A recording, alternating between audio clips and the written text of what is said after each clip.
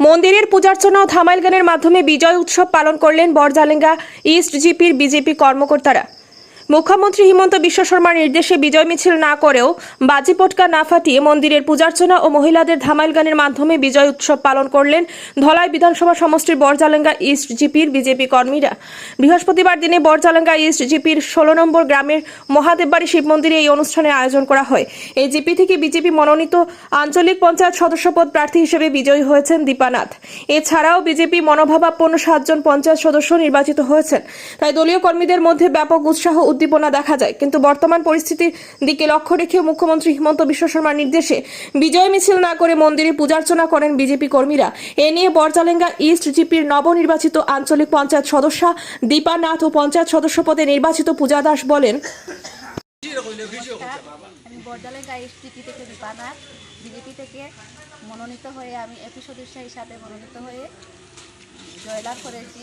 কিন্তু সরকারি রুল মতে কোনো বিজয় উৎসব পালন করা ছিল না। তাই আমরা আজকে একটা শিববাড়িতে ধামাইল নৃত্যের মাধ্যমে পূজা অর্চনা করে সবাই মিলে একটি ঠাকুরের কাছে প্রার্থনা করেছি যে আমাদের যে বিগত 5 বছরের জন্য যে জনসাধারণ আমাকে তাদের সুযোগ সুবিধার জন্য মনোনীত করেছেন, আমি যেন তাদের কোনো কাজে লাগতে পারি বা তাদের সুযোগ সুবিধার জন্য তাদের দুঃখের পাশে বার সময় তাদের পাশে থাকতে পারি, এই কামনা করে আমরা আজকে শিব ঠাকুরের কাছে পূজা অর্চনা করেছি।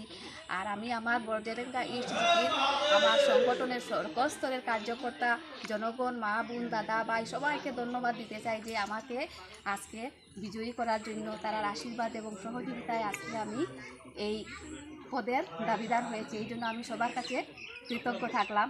ধন্যবাদ। নমস্কার, আমি পূজা দাস, বড়জালেঙ্গা ইস্ট জিপি থেকে বিজয়ী মনোনীত প্রার্থী আমি।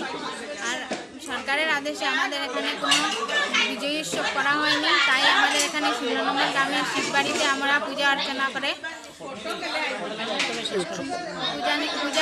করে আমরা বিজয়ীটা এই জায়গায় আমরা শেষ করেছি। আর সমাজের সাথে কাজ করতে যতটুকু আমাদের সম্ভব ততটুকু আমি করবো, এই বলে আমি নমস্কার জানাচ্ছি।